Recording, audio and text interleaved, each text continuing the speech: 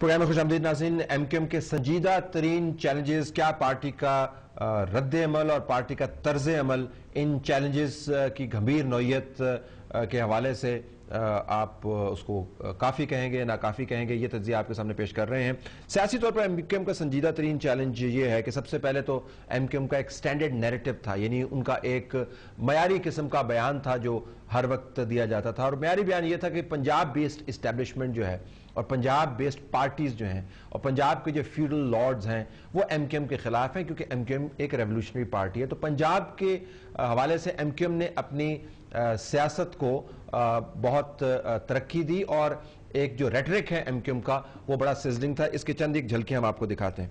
पंजाब के लीडरान ने गरीब पंजाबियों को 62 साल से लूट लिया है। ऐ पंजाब के बड़े बड़े जमींदारों, सरमायादारों, जागीरदारों, अल्ताफ हुसैन उसकी जमात एमक्यूएम पंजाब में आने वाली है और तुमसे कहती है ओए जागीरदारा एमक्यूएम नाल। आपने कहने ही नहीं दिया ओए जागीरदारा, एमक्यूएम और अल्ताफ से नाल मत्था न लाइयो।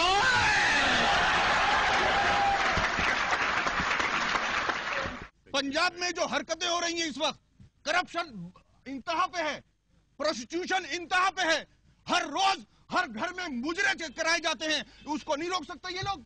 ये शरीफ लोग हैं। आपने बयान सुना अल्ताफ हुसैन साहब का और उसके बाद जो पाकिस्तान मुस्लिम लीग नवाज की तरफ से बयान आया था उसके ऊपर वसीम साहब का बयान भी आपने सुन लिया। तो जो Punjab based parties, Punjab based establishment, उसके ऊपर जो एमक्यूएम का नैरेटिव था वो उनकी सियासी असास थी। अब मसला ये है कि पंजाब बेस्ड पार्टी और इस्टेब्लिशमेंट जो है एमक्यूएम की लड़ाई से निकल गई है। एमक्यूएम वर्सेस सिंधी नजर आते हैं, एमक्यूएम वर्सेस पठान नजर आते हैं, एमक्यूएम वर्सेस बलोच नजर आते हैं और दाएं बाजू से लेके बाएं बाजू तक नजरियाती तौर पर जितनी जमातें हैं उनके साथ एमक्यूएम की मुखासमत मौजूद है। 12 मई के वाकयात के बाद चौधरी परवेज इलाही ने मुझे खुद एक नशिस्त में बताया कि उनको बड़ी खुशी है कि उन्होंने इंतजामी तौर पर एमक्यूएम के ऑफिस जो हैं उनको क्लोज डाउन करने का फैसला कर दिया है, क्योंकि उनके ख्याल के मुताबिक गवर्नर इशरतुल इबाद और जनरल परवेज मुशर्रफ इस बात पर मुसर थे कि एमक्यूएम को पंजाब के अंदर इंग्रेस दी जाए। तो अगर चौधरी बरादरान को भी एमक्यूएम के करीब तरीन आप खड़ा हुआ देखते हैं ज़ाहरन, तो अंदरूनी तौर पर जो आप फासले हैं उसका आप इस बयान से अंदाजा लगा सकते हैं। अब हर किसी से आप क्या लड़ाई कर सकते हैं? क्या तमाम की तमाम जो कौमियतें, अगर आपको एक कौमियती रंग से तज्जिया करना चाहिए जो कि दुरुस्त तज्जिया नहीं होगा, लेकिन चूंकि आजकल पाकिस्तान में ये बात चल रही है तो हम इसी तसलसल में ये जुमला कह देते हैं। अगर उस हवाले से आपको अपनी सियासत का मवाजना करना होगा तो ये संजीदगी के साथ देखना होगा कि तमाम के तमाम ग्रुप्स जो हैं उनके साथ आप महाजराई जो है वो क्या अफोर्ड कर सकते हैं पॉलिटिकली? क्या ये वाइज पॉलिसी है? अगर वाइज पॉलिसी नहीं है तो इसकी वजूहात क्या है? नवाज शरीफ साहब के ऊपर जो तनकीद होती रही है बैसियत अपोजिशन लीडर, वो ये कि अपोजिशन में होने के बावजूद उन्होंने अपोजिशन के तमाम लोगों को अपने साथ नहीं रखा। तो एमक्यूएम को भी सियासी तौर पर संजीदगी से देखना चाहिए कि तमाम जो मामलात हैं उनसे किस तरीके से निपटेंगे। जो पंजाबी एंटी पंजाबी नैरेटिव था अल्ताफ हुसैन साहब का, वो अब कोलैप्स कर गया है। फिर यह भी हमने देखना है कि एमक्यूएम ने अपने आप को जो सियासी तौर पर वसत देने की कोशिश की थी, जिसका मौका जनरल परवेज मुशर्रफ के दौर में उनको बारहा मिला, वो कौमी पार्टी की हैसियत से अपने आप को मुतारफ करवाना था, ऑफिस खोलना, जलसे करना। और हर पार्टी का हक है कि वो पाकिस्तान के किसी भी हिस्से में जलसे करे, उसको मौका है। ये एक आज़ाद मुल्क है और जमहूरियत की असास यही है। लेकिन हमने पिछले दिनों में देखा है कि मुहाजिर कौमियत की बात दोबारा हो रही है और ये कहा जा रहा है कि मुहाजिर कौम और उर्दू बोलने वाले जो हैं उनके साथ ज्यादती हो रही है। एक तो बात यह है कि हर कोई जो उर्दू बोलने वाला है वो मुहाजिर नहीं है और हर कोई जो मुहाजिर है वो एमक्यूएम का हिस्सा नहीं है।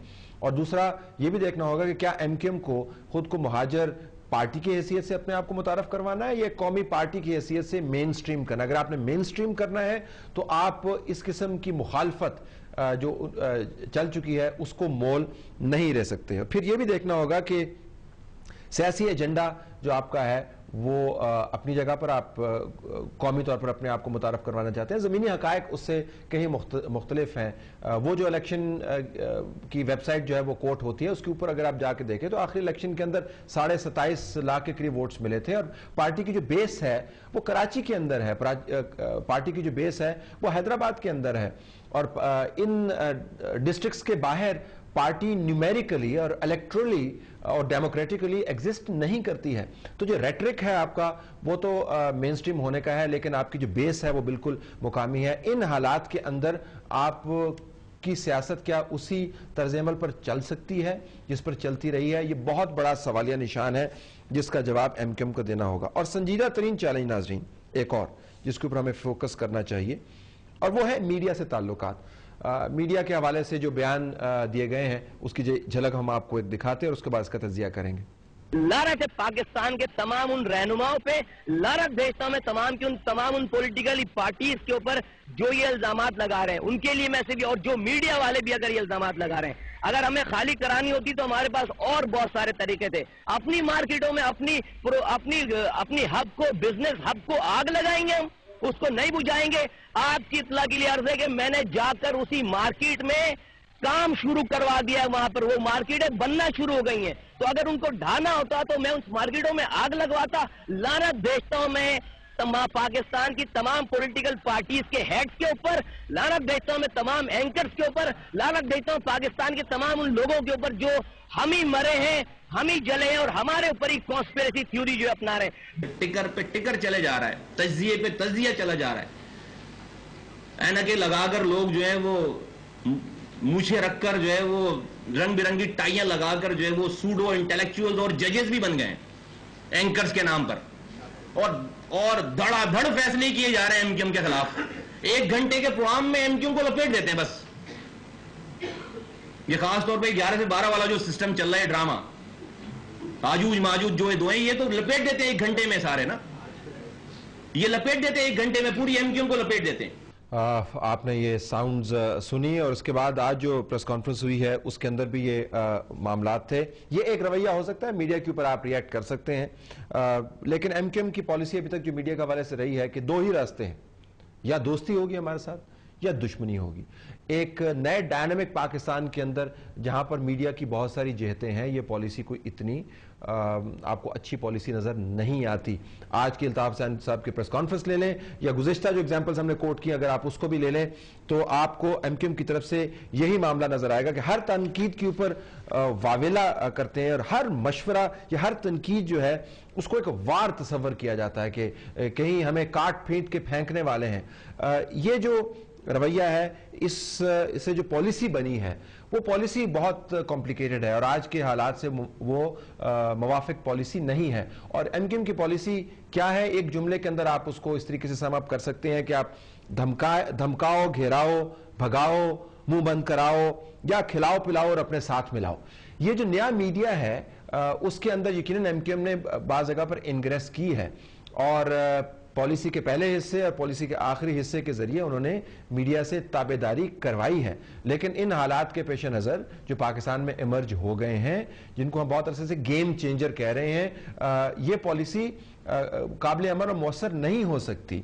और इसकी बुनियादी वजह यही है कि रिवायती मीडिया को तो शायद रेटिंग्स की वजह से, मालिकान की प्रेजेंस है कराची के अंदर, उसकी वजह से ये मामलात आप अभी भी चला पाएं, या जो इनग्रेस है, जिन लोगों को आपने हायर किया हुआ है, उनके जरिए जो अपने आप नुक्ता नज़र बयान करवाते हैं, वो एक खास हद से आगे मौसर नहीं होगा। जो रिवायती मीडिया है वो ओवरटेक हो गया है सोशल मीडिया के जरिए या डिजिटल मीडिया के जरिए।